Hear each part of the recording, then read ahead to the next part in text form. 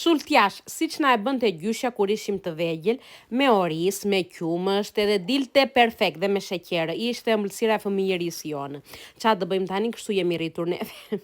Tani si e përgatitur në pasi e lava orizin, piva edhe një gëng kafe, po se kisha bërë edhe një kafe.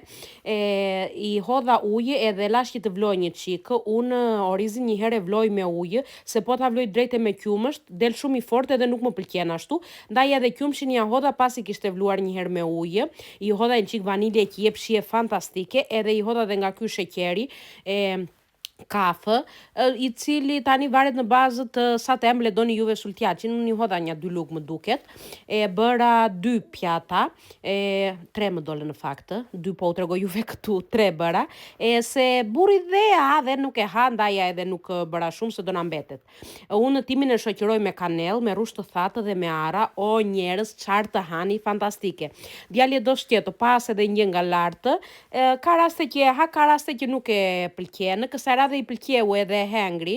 Burri nuk hëngri, nuk e provoj. Mirë, në Egjipt dua të them që bëjnë një sultjaç fantastik, edhe është mësuar ai andeja, po nëse edhe unë fantastike bëra, që ta dini.